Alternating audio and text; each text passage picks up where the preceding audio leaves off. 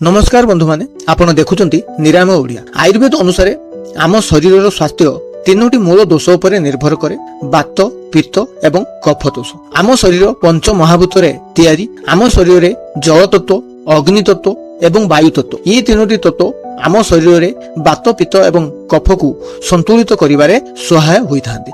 जदि एही तीनोटी तत्व जल तत्व, अग्नि तत्व एवं वायु तत्व असंतुलित हुए ताहले आम शरीर रे बात, पित्त एवं कफ दोष सृष्टि हुए। एई बात, पित्त एवं कफ संतुलित अवस्था रे जदि आम शरीर रे थांती ताहले आम शरीर सुस्थ एवं सक्रिय रहे। जेतेबेले एही तीनोटी तत्व बात, पित्त एवं कफ एगुडी जदि दोषयुक्त हो जाती बा असंतुलित हो जाती ताहले आम शरीर रे विभिन्न प्रकार रोग एवं समस्या देखा जाए। तेणु आज भिडियो रे आमे जानिबा बात, पित्त एवं कफ दोषर लक्षण कौन, की लक्षण देखादेले आमे जानी परिबा जे आम शरीर रे बात दोष अछि, पित्त दोष अछि कि कफ दोष अछि एवं एहाकू किपरि भाबे आमे नियंत्रण करि परिबा एवं एई बात, पित्त एवं कफ दोष रो समाधान पई केउ प्रकार होमियोपैथिक औषध उपयोगी होता है आमे डिटेल्स रे भिडियो रे आलोचना करिबा। तेणु इनफॉर्मेटिव भिडियोटी निश्चित भाव शेष पर्यंत जोड़ी रहंतु एवं आम शरीर बात एवं पित्त एवं कफ दोष को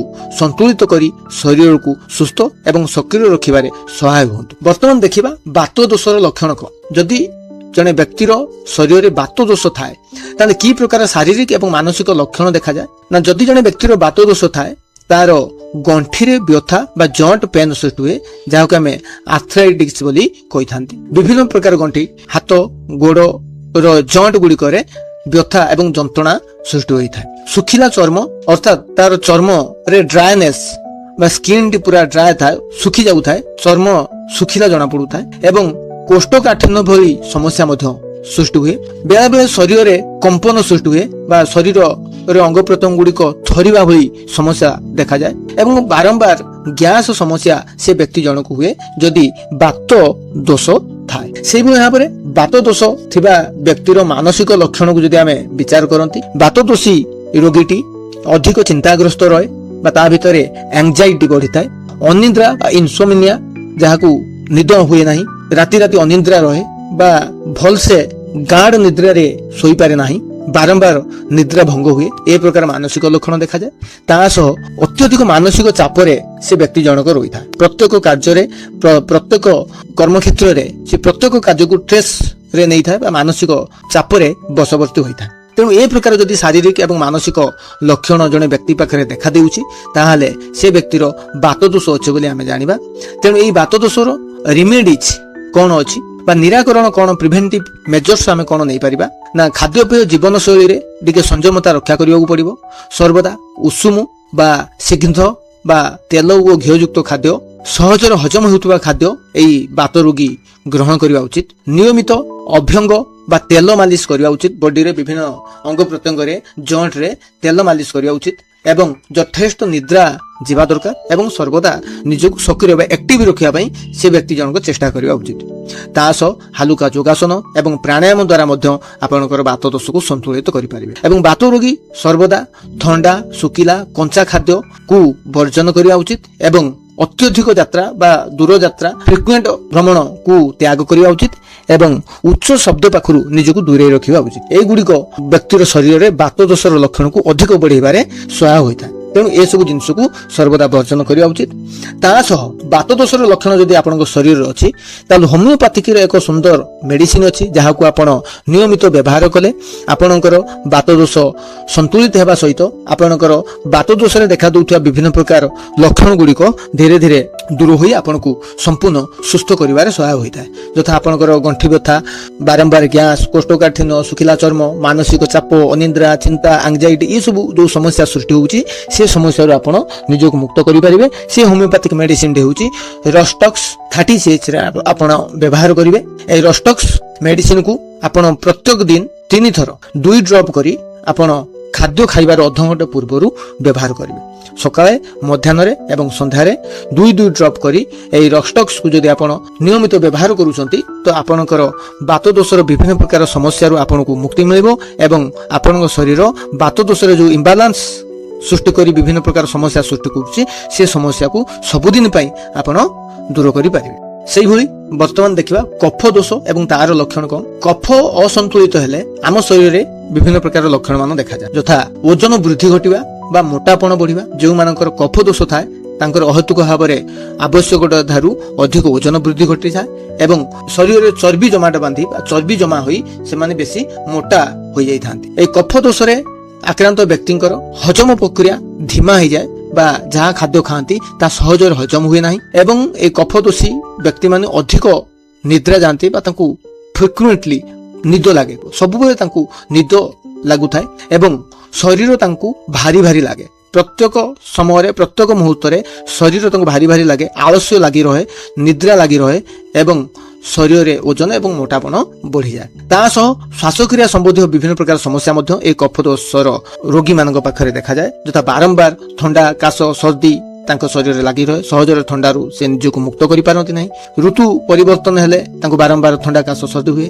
ନାକ ବନ୍ଦ ହୋଇଯିବା ବା ନାକ ବେଳେବେଳେ ଚୋକ ହେଇଯିବା ଭଳି ସମସ୍ୟା ମଧ୍ୟ ସୃଷ୍ଟି ହୁଏ ଏବଂ ତାଙ୍କ ଛାତିରେ ସବୁବେଳେ ପାଇଁ କଫ ଜମାଟ ବାନ୍ଧି ରହିଥାଏ। କଫ ଛାତିରେ ଜମାଟ ବାନ୍ଧିବା ଦ୍ୱାରା କାଶିଲେ ଧଁ ଧଁ ହେଇ କାଶ ହୁଏ ଏବଂ ଅଣନିଶ୍ୱାସୀ ହେଇଯାଆନ୍ତି। କୌଣସି ଭାରି କାମ ଗୁଟେ କରିଦେଲେ ବା ଟିକେ ଦୌଡ଼ା ଝାମ୍ପଡ଼ା କରିଦେଲେ ବା ଟିକେ କଷ୍ଟ କାମ, ଶାରୀରିକ ପରିଶ୍ରମ କରିଦେଲେ ଧଇଁ ହୋଇଯାଆନ୍ତି ବା ଧଇଁ ପେଲନ୍ତି। ଏ ପ୍ରକାର ସମସ୍ୟା ଥିଲେ ଆପଣ କଫ ଦୋଷ ଅଛି ବୋଲି ଆପଣ ନିଶ୍ଚିନ୍ତ ହେବା ଉଚିତ। ତା ସହ ମାନସିକ ସ୍ତରରେ ମଧ୍ୟ ଏ କଫ ଦୋଷୀ ବ୍ୟକ୍ତିମାନଙ୍କର କୌଣସି କାର୍ଯ୍ୟରେ ମନ ଲାଗିନଥାଏ, ସବୁବେଳେ ପାଇଁ ଅଳସୁଆମୀ ମନୋଭାବ ଆସିଥାଏ ଏବଂ ଅଳସୁଆମୀ ଲାଗିଥାଏ। ଅତ୍ୟଧିକ ମୋହ ବା ଆସକ୍ତି ଗୋଟିଏ ଜିନିଷ ପ୍ରତି ବା ଜଣେ ବ୍ୟକ୍ତି ପ୍ରତି ବା ନିଜ ପରିବାର ପ୍ରତି ଅଧିକ ମୋହ, ଅଧିକ ଆସକ୍ତି ତାଙ୍କର ଆସିଥାଏ ଏବଂ ମାନସିକ ସ୍ତରରେ ସେ ଅଧିକାଂଶ ସମୟରେ ଅବସାଦ ପୂର୍ଣ୍ଣ ହେଇ ରହିଥାନ୍ତି। ଅର୍ଥାତ୍ ମାନସିକ ସ୍ତରରେ ତାଙ୍କୁ ଅସୁସ୍ଥତା ଅନୁଭବ ହୁଏ, ବିଭିନ୍ନ ପ୍ରକାର ଚିନ୍ତା ମନ ଭିତରେ ପଶେ, ଅବସାଦକୁ ସେମାନେ ଯାଆନ୍ତି, ନିଜକୁ ଆକ୍ଟିଭ ମନେ କରନ୍ତି ନାହିଁ, ସଦାସର୍ବଦା ଅଳସୁଆମୀ ମନୋଭାବ ନେଇ କୌଣସି କାର୍ଯ୍ୟରେ ତାଙ୍କର ମନ ଲାଗେ ନାହିଁ। ତା ସହିତ କଫ ଦୋଷୀ ମାନଙ୍କର ଚର୍ମ ଅଧିକ ତେଲିଆ ଦେଖାଯାଏ ଏବଂ ପାଟିରେ ମିଠା ସ୍ୱାଦ ଅନୁଭବ ହୁଏ। ଯାହା ଖାଆନ୍ତି ପାଟି ତାଙ୍କୁ ମିଠାଳିଆ ମିଠାଳିଆ ସବୁବେଳେ ପାଇଁ ଲାଗିଥାଏ, ଅର୍ଥାତ୍ ତାଙ୍କ ପାଟିରେ ଯୋଉ ଲାଳ କ୍ଷରଣ ହୁଏ ତାହା ମିଠାଳିଆ ସବୁବେଳେ ଲାଗିଥାଏ ବା ମିଠା ସ୍ୱାଦ ସେ ସବୁବେଳେ ପାଇଁ ଅନୁଭବ କରେ। ତେଣୁ ଏ ପ୍ରକାର ସମସ୍ୟା ଯଦି ଆପଣଙ୍କ ଭିତରେ ଦେଖାଦେଉଛି ତ ଆପଣ କଫ ଦୋଷର ଶିକାର ଅଛନ୍ତି ବା ଆପଣଙ୍କର କଫ ଇମ୍ବାଲାନ୍ସ ଅଛି। ତେଣୁ ତାକୁ ସନ୍ତୁଳିତ କରିବା ପାଇଁ ଆପଣ ସର୍ବଦା ଉଷୁମ ଖାଦ୍ୟ ଖାଆନ୍ତୁ, ସର୍ବଦା ଗରମ ଏବଂ ସତେଜ ଖାଦ୍ୟ ଖାଆନ୍ତୁ, ଥଣ୍ଡା ପାନୀୟ ଏବଂ ଅତ୍ୟଧିକ ମିଠା ଏବଂ ତେଲ ମସଲା ଯୁକ୍ତ ଖାଦ୍ୟ ଠାରୁ ଦୂରେଇ ରୁହନ୍ତୁ। ଖାଦ୍ୟରେ ସର୍ବଦା ଅଦା, ଗୋଲମରିଚ, ହଳଦୀ ଏବଂ ଡାଲଚିନି ଭଳି ଗରମ ମସଲା ବ୍ୟବହାର କରନ୍ତୁ, ଯାହାକି ଆପଣଙ୍କର କଫ ହ୍ରାସ କରିବାରେ ସାହାଯ୍ୟ କରିଥାଏ। ପ୍ରତିଦିନ ନିୟମିତ ଭାବରେ ହାଲକା ବ୍ୟାୟାମ କରନ୍ତୁ, ଯୋଗ ପ୍ରାଣାୟାମ କରନ୍ତୁ, ଶୀଘ୍ର ଚାଲିବା ଅଭ୍ୟାସ କରନ୍ତୁ, ଧୀରେ ଧୀରେ ନ ଚାଲି ଶୀଘ୍ର ଝପଟିକି ଚାଲିବାର ଅଭ୍ୟାସ କରନ୍ତୁ, ଯାହାଦ୍ୱାରା କି ଆପଣଙ୍କ ଶରୀରରେ ଥିବା କଫ ଯୋଉ ଜମାଟ କଫକୁ ବାହାର କରିବାରେ ସେ ସହାୟ ହୋଇଥାଏ। ଏବଂ କଫ ଦୋଷରେ ପୀଡ଼ିତ ଥିବା ବ୍ୟକ୍ତିବିଶେଷ କଦାପି କସ୍ମିନ କାଳେ ଦିନରେ ଶୋଇବା ଅଭ୍ୟାସ କରନ୍ତୁ ନାହିଁ। ଯଦି ଆପଣ ଦିନରେ ଶୋଉଛନ୍ତି ତାହେଲେ ଆପଣଙ୍କର କଫ ବୃଦ୍ଧିର ମୁଖ୍ୟ କାରଣ ହେଉଛି। ତେଣୁ କଫ ରୋଗୀ ଆଦୌ ଦିନ ବେଳା ଶୁଅନ୍ତୁ ନାହିଁ ବା ସର୍ବଦା ଚେଷ୍ଟା କରନ୍ତୁ ଦିନରେ ନ ଶୋଇ ଦିନରେ ନିଜକୁ ଆକ୍ଟିଭ ରଖିବା ପାଇଁ। ତା ସହ ଗରମ ପାଣିରେ ମହୁ ମିଶାଇ ଯଦି ପ୍ରତିଦିନ ଆପଣ ପିଉଛନ୍ତି ତ ଆପଣଙ୍କର କଫ ସମସ୍ୟା ଦୂର ହୋଇଥାଏ। ଏବଂ এই କଫ ଇମ୍ବାଲାନ୍ସ ପାଇଁ ବା এই କଫ ଦୋଷୀ ରୋଗୀମାନଙ୍କ ପାଇଁ ହୋମିଓପାଥିକରେ ଏକ ସୁନ୍ଦର ଅବର୍ଥ ମେଡିସିନ ଅଛି, ଯାହାକୁ ଆପଣ ନିୟମିତ ବ୍ୟବହାର କଲେ ଆପଣଙ୍କ ଶରୀରରେ ଦେଖାଯାଉଥିବା କଫ ଜନିତ ବିଭିନ୍ନ ପ୍ରକାର ସମସ୍ୟାରୁ ନିଜକୁ ରକ୍ଷା କରିବା ସଙ୍ଗେ ସଙ୍ଗେ ଏହି କଫ ଦୋଷରୁ ସମ୍ପୂର୍ଣ୍ଣ ରୂପେ ଆପଣ ମୁକ୍ତ ହୋଇପାରିବେ। ସେହି ହୋମିଓପାଥିକ ମେଡିସିନ ହେଉଛି ଅସିମମ୍ ସାଂଚମ୍ କ୍ୟୁ ବା ଯାହାକୁ ମଦର ଟିଂଚର ବୋଲି କୁହାଯାଏ। ଆପଣ ହୋମିଓପାଥି ଷ୍ଟୋରରୁ ଏ ମେଡିସିନ ପାଇପାରିବେ। ଏ ମେଡିସିନକୁ ଆଣି ଆପଣ ପ୍ରତ୍ୟେକ ଦିନ 2 ବେଳା ଅଧ କପ୍ ଉଷୁମ ପାଣିରେ 20 ଡ୍ରପ ଆପଣ ପକେଇ ଆକୁ ଖାଇବାର ଅଧଘଣ୍ଟା ପୂର୍ବରୁ ଖାଇବେ। ସକାଳ ଏବଂ ସନ୍ଧ୍ୟାରେ 2 ଟାଇମ ଅଧ କପ୍ ନଖ ଉଷୁମ ପାଣିରେ ଏଇ ମେଡିସିନର 20 ବୁନ୍ଦା ଆପଣ ଯଦି ପ୍ରତିଦିନ ରେଗୁଲାର ପିଉଛନ୍ତି ତ ଆପଣଙ୍କର କଫ ଜନିତ ବିଭିନ୍ନ ପ୍ରକାର ସମସ୍ୟାରୁ ନିଜକୁ ମୁକ୍ତ କରିପାରିବା ସଙ୍ଗେ ସଙ୍ଗେ ଆପଣଙ୍କର କଫ ଦୋଷକୁ ବାଲାନ୍ସ କରିପାରିବେ। ସେଇଭଳି ଯଦି ପିତ୍ତ ଦୋଷରେ ଆପଣ ପୀଡ଼ିତ ଅଛନ୍ତି ବା ପିତ୍ତ ଜନିତ ସମସ୍ୟା ଯଦି ଅଛି ତାହେଲେ ଆପଣଙ୍କ ଶରୀରରେ ହଜମ ପରିବର୍ତ୍ତନ ଏବଂ ଚୟାପଚୟ ବା ମେଟାବଲିଜିମ୍ ପ୍ରକ୍ରିୟାକୁ ନିୟନ୍ତ୍ରଣ କରିବାରେ ଏହି ପିତ୍ତ ସାହାଯ୍ୟ କରିଥାଏ। ଯଦି ପିତ୍ତ ଆପଣଙ୍କର ଇମ୍ବାଲାନ୍ସ ହେଲା ତାହେଲେ ଶରୀରରେ ବିଭିନ୍ନ ପ୍ରକାର ଶାରୀରିକ ଏବଂ ମାନସିକ ସମସ୍ୟା ଦେଖାଯାଏ। ତେଣୁ ବର୍ତ୍ତମାନ ଦେଖିବା ଏହି ପିତ୍ତ ଦୋଷର କି କି ଲକ୍ଷଣ ଅଛି।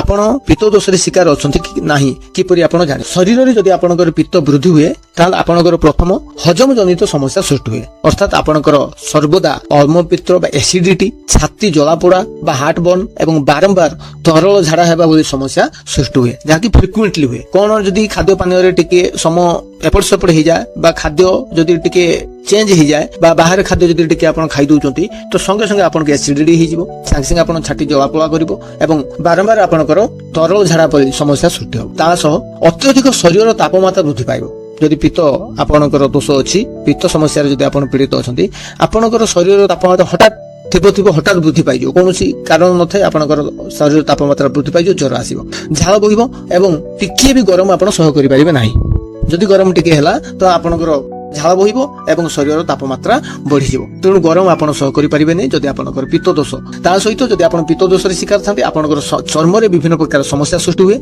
चर्म रे व्रण बाहरे कुंडिया हुए बा विभिन्न प्रकार चर्म रे थिबो कुंडेई आपनकर विभिन्न आड़े नाली नाली दाग पड़ी जिवो ये सब समस्या आपनकर फ्रिक्वेंटली देखा जिवो अर्थात फ्रिक्वेंटली आपनकर कुंडिया हबो फ्रिक्वेंटली आपनकर चर्म रे नाली दाग पड़ी जिवो एवं फ्रिक्वेंटली आपनकर मुह रे व्रण बाहरिवो ये सब समस्या जदि सृष्टि हैला तला आपण पित्त दोष रे शिकार बोली निजको मानि नेबाकू पड़िवो ता सहित पित्त दोषी रोगी माने अत्यधिक शोष एवं भोक लगिया परी समस्या रे सम्मुखीन होंती अर्थात शोष प्रबल लागे भोक मध्यम प्रबल लागे एवं सेमानक मुहरु दुर्गंध प्राय बाहरे एवं आखि एवं परिस्रा सब हलदिया देखा जाए आखि नॉर्मल कलर धारू हलदी वर्ण टिके झापसा हलदिया देखा जाए एवं परिस्रा सब हलदिया रहे तेणु ए प्रकार समस्या जदि सृष्टि हैला ताला आपण जानिबे जे आपण पित्त दोष रे शिकार होइछंती बा आपनकर पित्त इम्बालांस होउछ तेणु ए पित्त दोषरु निजको रक्षा करिया पई तार निराकरण आपण घरोई पद्धति रे करि परिबे खाद्य पेय परिवर्तन करी आपण निजको पित्त समस्या रक्षा करि परिबे अर्थात अत्यधिक